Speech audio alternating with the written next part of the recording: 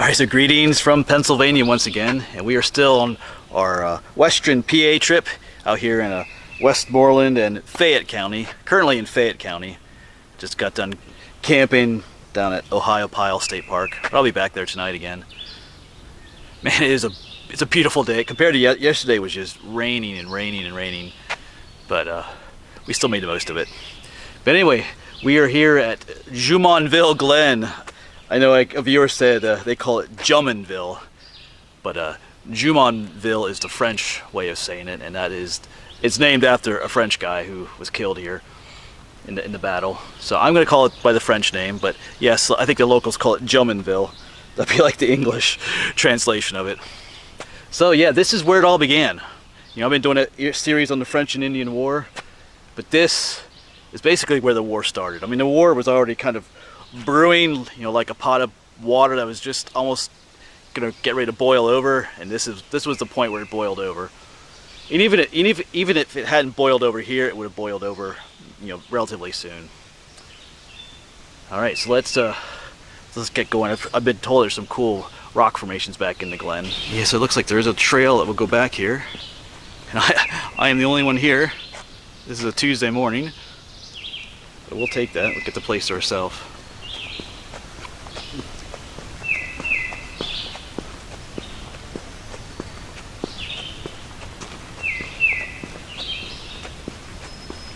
Let's see what they have here. By following the path, you will reach a secluded glen. And at this spot on May 28th, 1754, three cultures collided. That's putting it lightly. The opening shot to the French and Indian War. This site still retains its remoteness, and one could easily be transported back in time to the 15-minute skirmish that changed the world. Yep, pretty much. It only lasted 15 minutes, this battle. This glen was where a young George Washington, his Virginia troops, and native allies ambushed a small number of French under the command of Joseph Coulon de Jumonville. While the exact events are unknown, the British killed or captured all but one of the French soldiers, including their commander, and then a few lone survivors fled to a local fort and notified the others what happened. Oh yeah, we will be filming at Fort Necessity later today. Yeah, they got the timeline here. Let's just look at some of this quick. You know, Washington marches northwest from Virginia. You can read some of this stuff more if you want to.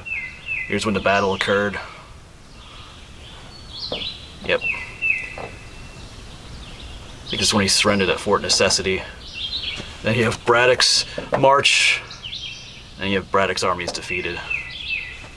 Cool. It's a little map, so we gotta go all the way up. Alright, let's go.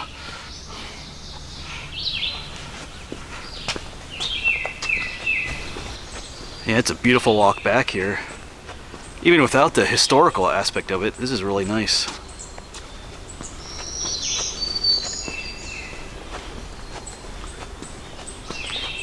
Looking forward to see what this glen looks like. I heard there's a lot of neat rock formations. Yeah, so let's take a walk back in time. Of course, this pavement wouldn't be here. The trees would have been a lot bigger, probably.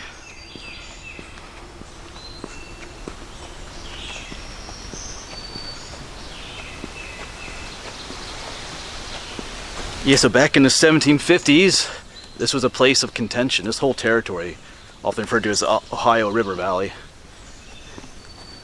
You know, and several states claimed this area too. I mean, they weren't like officially states yet because the United States hadn't been formed yet. But Virginia claimed this area, Pennsylvania did. But even world powers, you know, the British won this area, but the French did too. And there was no clear boundary between the British and the French. Both thought this territory was theirs, and they were both like fortifying it. The French were building forts, the British were trying to build forts, because the idea if you come into a territory and build forts, then it's kind of yours. So eventually those forces were going to clash together, and they did. This is where it happened. Like I said, the whole place was boiling over already, getting to that point, and it was just a matter of time before it happened. We got a monument here. Washington's first battle prelude of the French and Indian War. Lieutenant Colonel George Washington, in command of a company of Virginia militia, 40 in number, assisted by the half-king, not going to say his name, and a company of Indians surprised, killed, wounded, or captured some French forces. Yeah, this obscure skirmish began the war that set the world on fire.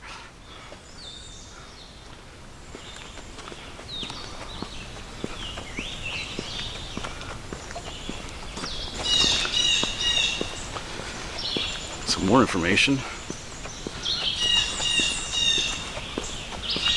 It's just beautiful out here. Oh yeah, diplomats or spies. You could pause the video and read that, but I'll talk about that in a little bit. There's a map for you if you want to check that out. Yeah, so both sides were out here building forts in this area, especially up towards Pittsburgh, or what today is Pittsburgh. And the British were attempting to build one up there, but they were run off by the French. I don't know that anybody was killed. It wasn't actually a battle. And Virginia governor sent George Washington up to kind of check things out to see if the French were increasing in the area or leaving or just what was going on. And Washington discovered the French were not leaving at all, but were coming more and more, fortifying, building more forts. And while he was here, in the 1754, he was told, I think by some local Indians, that there was a small force of French soldiers nearby in this glen, and he decided to check things out. And that's when things exploded. So we are making our way down into the glen. So you can picture yourself being, George Washington, one of his soldiers, or one of the Indians that was with him. They'd be sneaking their way down into here. And of course, depending on which side of the story you believe, there are different versions of what happened. The French say that the Virginians and the Indians just opened fire on them like an ambush. Washington and his troops claimed that they only fired because the French reached for their guns, and that's when they fired on them. So there's differing sides of it. But yeah, Washington and his troops came in one side of the glen, and his Indian allies came in from the back side, and they kind of cornered the French troops in here. And they didn't really stand a chance. A bunch of them were killed, a bunch were captured. I think like one escaped. And that's what spelled doom in some ways for Washington later on. I mean, not total doom, but gave him issues later on. Yeah, I'm starting to see some of the rock formations up there. Yeah, so here are the rocks in the glen. Right in here is where those French soldiers were camped. So I got some more information about it. About 7 a.m., about 32, I've read about 35 French troops were camped here preparing for breakfast. They saw enemy soldiers, reached for their muskets, and Washington ordered his men to fire. And Captain Adams was above the glen, up that way. There's a little map over here that shows you where everybody is. We're here, here's Washington, there's Adams, and his Indian allies came in from the other way. Whoops, and that's what is meant here. The French soldiers tried to escape down the glen, but they encountered the Indians with tomahawks. And they ran back towards the British. Again, the Indians continued to scalp the dead and wounded. That is an issue there we'll talk about. Yep. Yeah, one man escaped, reported the affair. So yeah, we're right here. I mean, it's a beautiful place to camp, to be honest. Right by these rocks.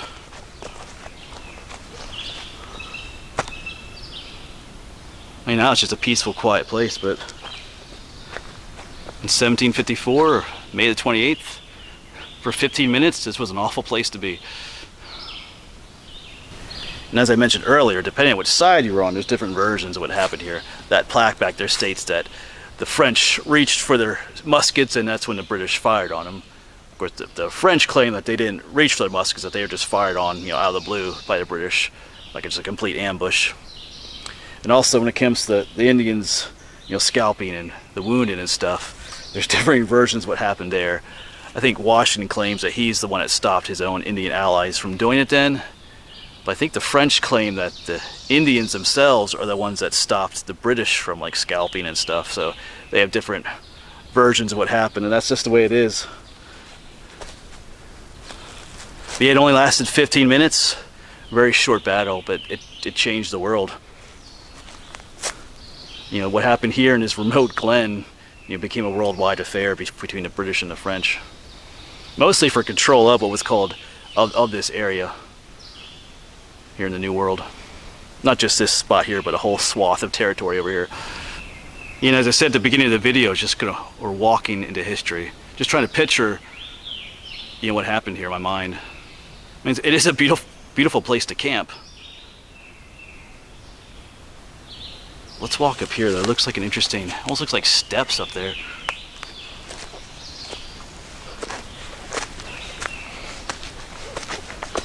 Let's see what this is.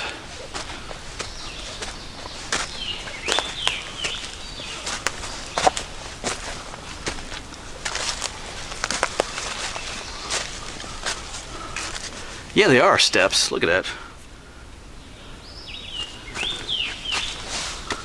That's interesting. Then they got it like blocked off here. Interesting. Yes, those were interesting. Let's go ahead and walk up this way.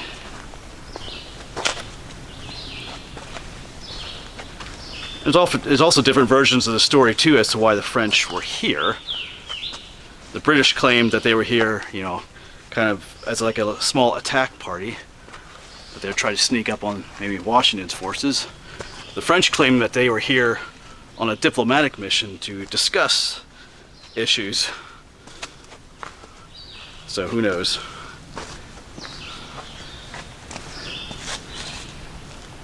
Just two sides of the story.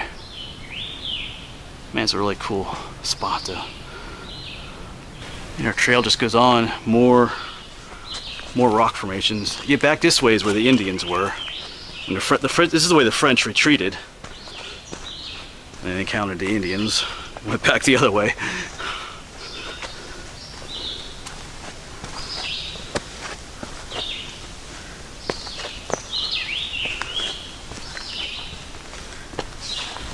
Alright, so I know this is supposed to be a historical video, but I can't help but showing you these things down here. I'll have to throw some nature in here. Let me turn around and get so my shadow isn't showing. But yeah, check out these awesome things. These plants down here. Look like little pine cones coming up through the ground. They go by different names. Often they're called squaw root. Sometimes they're called bear corn. They're also called cancer root too. All kinds of names, which reflect what they are. They do flower, nice white flowers. But yeah, they're interesting. Alright, but we will get back to history. And then there was another big issue that arose from this confrontation, which I kind of mentioned that earlier, was the death of the French commander, Jumonville. The French claim that George Washington had the guy assassinated, that maybe he was just wounded and they just had him killed. Washington claims that he was killed in the action of the actual 15-minute skirmish. But the French used that assassination, as you would call it, as an excuse to start the war too. They even later on, Washington had to surrender his forces at Fort Necessity, which we're going to visit later today. And in the terms of surrender, it's written in there. It's written in French, which Washington didn't really understand. I don't think he really knew what he was signing. But that surrender treaty that he signed mentions that he assassinated the French commander, but Washington didn't necessarily know that that's what the treaty said, if that makes sense. And then the French used that as a means to start the war, basically. Which the war, which basically had started or was going to start anyway. So in some ways, this area probably looks a bit like it did back then. Would have been just wilderness. I mean, the Native Americans lived here. Oh, it's interesting too. I read a quote somewhere by one of the Indian chiefs in this area. He was kind of frustrated. He was when there was a meeting between some of the natives, the French and the British, and he's like, why are you guys fighting a war between yourselves on our land? Why don't you go fight it on your land instead of over here? Good question.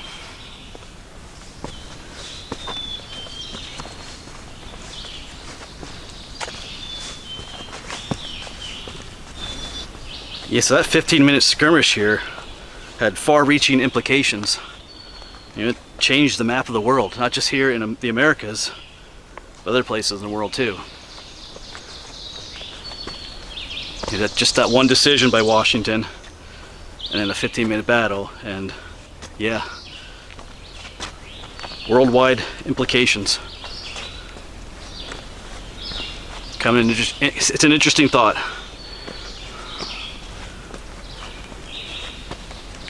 And not to get all philosophical on you, but it is interesting even in our own lives to think about the implications that just one decision on our part can make, not just for our lives, but for the lives of who knows how many people potentially. Yeah, just one decision can change everything, and depending on who you are and what that decision is, it could change the world. Or it could just change yours too, for better or for worse.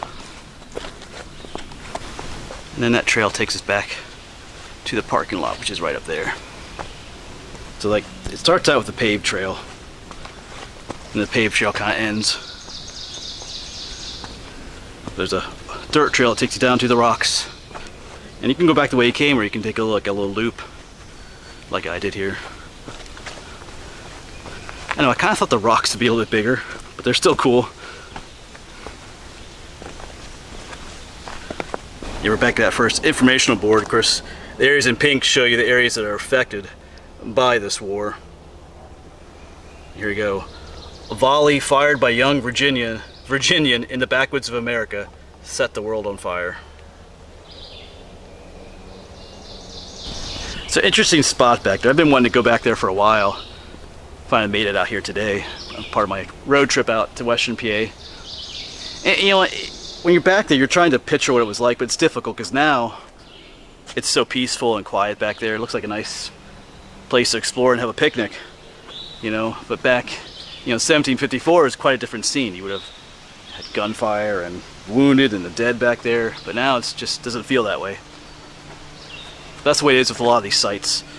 You visit them now, and they don't have that. They just feel peaceful and calm. Sometimes it's hard to picture what it was like back then. And yes, there is depending on your perspective, you could use this event as a huge criticism against George Washington, but that's a little difficult here in this country because George Washington ended up being the first president of the United States. He's a national hero, so criticizing a national hero doesn't always get you too far. And I'm not criticizing myself. I'm just saying you could, depending on your perspective, you could view what happened here in a certain way and say, what if his actions had been different? Would things have changed? And in some ways, I don't think so, because like I said, this is kind of this whole situation between the French and the British was kind of like a boiling pot of water that was going to just boil over eventually.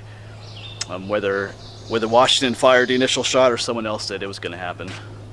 So, all right, I think I'm going to head out. We are going to head to Fort Necessity next. It's the place that Washington retreated to after this affair here at Jumonville. And things didn't go so well for him there. But we'll talk about that when we get there. If you get a chance to come out here and visit this spot, by all means do so. It's a nice, quiet, secluded spot even today. I don't think it gets too many visitors either, because this is a Tuesday morning, so wouldn't expect to be too many people here. Yeah, so if you come out here, you just might have it to yourself. All right, I am headed over to Fort Necessity. There's also a site here called Braddock's Grave. I'm going to film there. But as always, thanks for coming along, and hopefully I'll see you in the next video.